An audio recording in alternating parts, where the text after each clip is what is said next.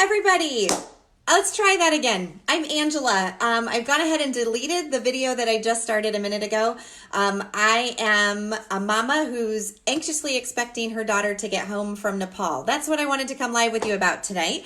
I'm Angela, one of Living Well Now's leadership people. I'm the eldest child of John and Deborah Lehman, and for a long time, my parents have taught me about outrageous and extravagant generosity.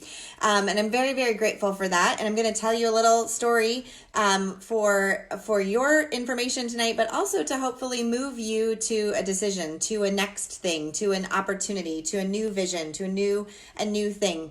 Today has been Martin Luther King Jr. Observation Day here in Arizona.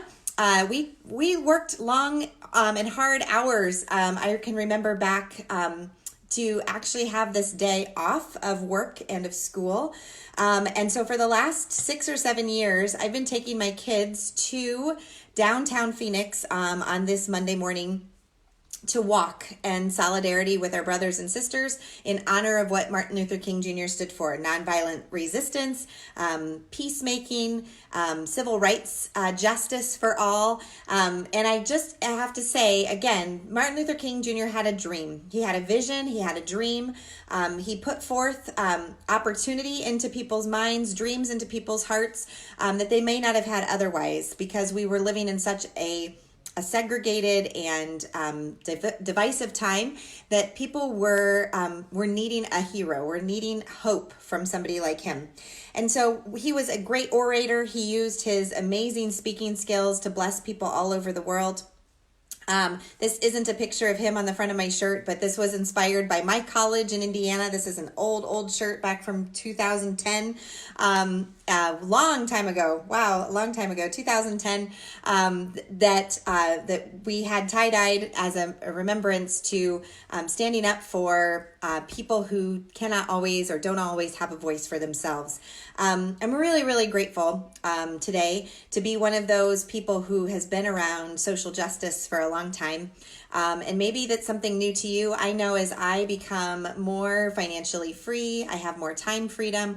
I know that I take time for things that are important to me. So last year we did not do the walk. We were looking at our 1 year ago today photos, and that was when we were in Mexico building homes in Rocky Point for the families there with an organization called I68. Super cool organization. If you have an opportunity to do something for someone else, take it. I've always been brought up to believe that our best gift to others is to be of service to them. And I'm grateful for the model that I have around me in my parents and in my family. And now it's something that I pass along to my kids. Actually, my dad and my daughter, Elena, are getting back from Nepal. They've been there the last 10, 12 days on a mission trip, a learning tour, an opportunity to work with an anti-sex trafficking organization in Nepal, as well as hear from some of the eco-justice folks there who are keeping track of how our climate is doing, so that we can maintain awesome availability for generations to come. Awesome earth availability, I guess, is lack of a better word, since we don't know how to live on other planets yet. But I used a quote from Martin Luther King Jr. for today about moving forward. It was featured on the back of the t-shirts from one of the walk participants. One of Martin Luther King Jr. obviously has prolific for his quotes about driving out hate with light, and shining light in the darkness. He's amazing at talking about the interconnectedness of people and things and how our system and eco-structure works. I'm just super grateful that his legacy lives on past his life. It was a sad day when he was taken from this earth, but the spirit in which he still embodies a lot of people who care about others and other people is super important. But that's not what I'm here about today. I want to tell you a story, somewhat related, because as you've heard from what I started with, I've always been taught to give, that it's better to give than to receive, that you should give of yourself, that you should serve others. And that makes me a really good giver and not such a good receiver. So I'm not sure if you are familiar with what I'm talking about here, but when somebody gives you a compliment, and you tell them, nah, not really, thanks, no thanks, I'm not really into, or you like downplay what they're trying to compliment you about, you are actually pushing away abundance. You're actually pushing away gratitude. You're actually pushing away and perhaps diminishing the person who is sharing that compliment with you. So I had a very humbling moment on Sunday afternoon. I was coming out of a Starbucks with my mom, a local coffee shop, and we had already gotten our drink and we were on foot, but we were walking, and this dad and daughter came up to me. It turns out his daughter's about 10 years old, and she's been doing a project since December where she's given $5 Starbucks gift cards to people that she just randomly meets along the street. Some of them she specifically had in mind to give gift cards to police officers and firefighters, military personnel, and random strangers.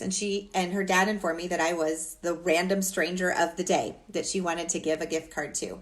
Now, I could have easily said, oh no, I've already been to Starbucks today. See, I've got my cup here. I don't need an extra cup of coffee. Give it to somebody who's less fortunate than I am and doesn't have a gold membership and can't go in and get Starbucks anytime she wants. I could have deflected what this little girl was trying to give. In humbleness, I received the gift that she had, and I got down on one knee and I asked a little bit about who she was, and I asked her what her hopes and dreams were and what her favorite part about giving these gift cards has been. And she said, honestly, she said, it's the smiles that people have when they receive the Starbucks gift card. And in this small, tiny little treasured way, this girl taught me that it doesn't have to be a huge thing for us to give, but it also doesn't have to be a huge thing for us to receive. She wasn't asking me to be embarrassed. She wasn't asking me to feel humbled. She wasn't asking me to pay it forward. She was just literally giving of herself. And her dad asked if we could take a photo together, so I took a photo with her. Her name was Riley or Haley, or some really cute name like that ends in Lee. And she was a sweetheart. She was super, super kind, and it would have been a terrible, terrible thing if I would have turned her down. So instead I said, of course, thank you so much. And I still have that gift card. In fact, I should have gotten it out for the video. But I still have the gift card. But how often do we do that? In the spirit of Martin Luther King Jr. in peacemaking, there has to be an exchange. There has to be an exchange of sufficiency between two people when we are giving and receiving of ourselves. Things that we that are compliments to our hearts, things that are gifts, we can easily push off. But I think what I'm learning this weekend is it's better to receive them with grace than it is to push them back on the person who's trying to give them to you.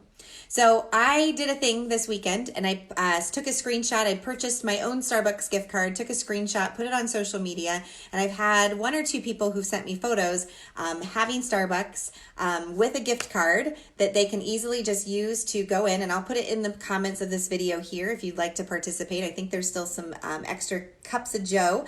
All you need to do, just let me know, show me a picture, take a selfie with your whatever you're drinking or whatever you're eating. One mama texted me today that she had a drink and her kids had cake pops this morning from the gift card. It may be that you decide to pay for somebody else's coffee with the gift card, but don't shove off the opportunity to receive a gift that I'm passing on forward. That's what I learned through receiving the gift card yesterday, is that we're very challenged in our society to receive what is good.